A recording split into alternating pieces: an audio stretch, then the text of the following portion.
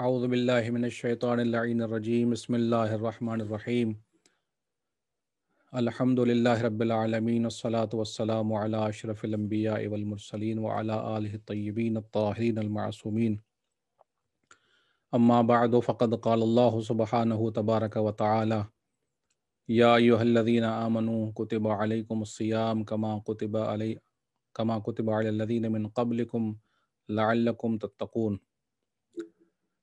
دعا ہے کہ پروردگار عالم تمام مومنین اور مومنات کے روزوں کو، عبادتوں کو اپنی بارگاہ میں قبول فرمائے۔ چند مسائل روزے کے حوالے سے پیش خدمت ہیں۔ جو چیزیں انسان کے روزے کو باطل کرتی ہیں ان میں سے ایک یہ ہے کہ اگر انسان روزے کی حالت میں جان بوجھ کر ہم بستری کرتا ہے، سیکشول انٹرکورس کرتا ہے، تو ایسی صورت میں اس کا روزہ باطل ہو جائے گا۔ اس پر روزے کی قضا بھی ہے اور روزے کا کفارہ بھی ہے۔ لیکن اگر اس کو یاد نہ رہے، بھول جائے کہ روزے میں ہے اور سیکشل کو انٹرکورس کرے تو اس کا روزہ باطل نہیں ہوگا۔ جیسے ہی اس کو یاد آئے عمل کے دوران تو اپنے عمل سے جدا ہو جائے، لیکن اگر بعد میں یاد آئے تو اس کا روزہ صحیح ہے۔ دوسری چیز جو انسان کے روزے کو باطل کرتی ہے وہ ہے استمنا یا ماسٹربیشن انگلش میں کہا جاتا ہے، یعنی وہ عمل جس کے ذریعے سے انسان اپنے منی کو خارج کرے اور کسی بھی طریقے سے اس پر احتلام ہو جائے اور غسل جنابت واجب ہو جائے۔ اگر یہ جان بوجھ کے اس نے کیا ہے روزے کی حالت میں تو اس کا روزہ باطل ہے، روزے کی قضا بھی بجا لائے اور اس کا کفارہ بھی دینا پڑے گا۔ لیکن اگر بے اختیار منی خارج ہو جاتی ہے تو اس کا روزہ باطل نہیں ہوگا، یا نیند کی حالت میں اگر احتلام ہو جاتا ہے، منی خارج ہو جاتی ہے تو اس کا روزہ پھر بھی صحیح ہوگا۔ فقط اس صورت میں روزہ باطل ہوگا جب جان بوجھ کر انسان یہ عمل انجام دے، تو یہ پرابلم اس کے لیے ہوگا۔ دوسری چیز جو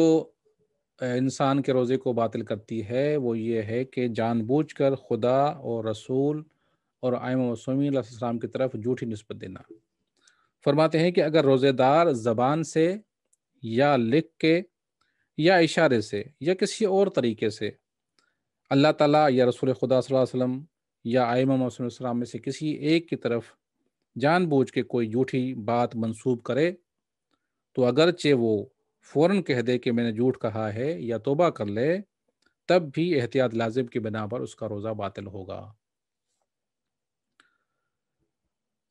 اور فرماتے ہیں کہ احتیاط مستحب کی بنا پر جناب زہرا سلام اللہ علیہا اور دوسرے انبیاء کی طرف بھی جھوٹی نسبت دینے سے روزہ باطل ہو جاتا ہے۔ تو فرماتے ہیں کہ اگر جان بوجھ کے کیا ہے، اگر اس کو نہیں معلوم تھا بات جھوٹی تھی لیکن اس کو نہیں معلوم تھا کہ یہ بات جھوٹی ہے اور اس نے منسوب کر دی اور کہہ دیا کہ فلاں امام نے یہ فرمایا یا اللہ نے یہ فرمایا، تو ایسی صورت میں اس کا روزہ باطل نہیں ہوگا۔ فقط اس صورت میں باطل ہوگا جب اس کو پتہ ہے کہ یہ بات امام نے نہیں فرمائی، اللہ نے نہیں فرمائی، رسول نے نہیں فرمائی، اور پھر نسبت دے تو ایسی صورت میں اس کا روزہ باطل ہو جائے گا۔ پھر فرماتے ہیں کہ اگر روزے دار کوئی ایسی روایت نقل کرنا چاہے جس کے قطعی ہونے کی دلیل نہ ہو، اس کے پاس کوئی دلیل نہیں ہے کہ یہ قطعی ہے، اور اس کے بارے میں اسے یہ علم نہ ہو کہ سچ ہے یا جھوٹ، تو احتیاط واجب کی بنا پر ضروری ہے کہ اسے نقل کرتے ہوئے بیان کرے، یعنی اس کو کہے کہ مجھے یقین نہیں ہے لیکن یہ میں بیان کر رہا ہوں، پتہ نہیں صحیح ہے پتہ نہیں صحیح نہیں ہے، تو ایسی صورت میں ٹھیک ہے۔ یا اگر نقل کرتا ہے تو بلا واسطہ نقل نہ کرے، یعنی ڈائریکٹ امام یا رسول کی طرف نسبت نہ دے، بلکہ کہے کہ روایت میں اس طرح سے آیا ہے یا فلاں کتاب میں یہ لکھا ہوا ہے یا فلاں شخص سے میں نے سنا، تو ایسی صورت میں اس کا روزہ جو ہے وہ صحیح ہوگا، روزہ باطل نہیں ہوگا۔ اور دوسرا اسی سلسلے مسئلہ یہ ہے کہ اگر روزے دار کسی چیز کے بارے میں اعتقاد رکھتا ہو کہ واقعی قول خدا یا قول پیغمبر یا قول ائمہ ہے، اس کو یقین ہے کہ یہ قول امام ہے یا قول پیغمبر ہے، لیکن بعد میں اس کو پتہ چلا کہ نہیں یہ امام کا قول نہیں تھا، یہ تو جھوٹی بات تھی، اور اس نے روزے کی حالت میں یہ نسبت دے دی یقین رکھتے ہوئے کہ یہ صحیح ہے، اور بعد میں پتہ چلا کہ غلط ہے، تو اس کا روزہ صحیح ہے، اس کے روزے میں کوئی مسئلہ نہیں ہوگا۔ اور اگر روزے دار کسی ایسے جھوٹ کو جو خود روزے دار نے نہیں گھڑا بلکہ کسی دوسرے شخص نے اس جھوٹ کو گھڑا ہے اور جان بوجھ کر اللہ اور رسول کی طرف نسبت دی ہے، تو احتیاط لازم کی بنا پر فرماتے ہیں کہ اس کا روزہ باطل ہو جائے گا۔ یعنی انسان نے جھوٹی بات نہیں گھڑی، لیکن اس کو پتہ ہے کہ جھوٹی ہے، اور پھر وہ نسبت دے رہا ہے اللہ رسول کی طرف، تو اس کا روزہ باطل ہو جائے گا۔ لیکن اگر یہ شخص کہے کہ ہاں فلاں آدمی نے کہا ہے، اب اس کو نہیں معلوم کہ اس نے گھڑی ہے یا نہیں گھڑی، اگر یہ کہ فلاں آدمی نے یہ کہا ہے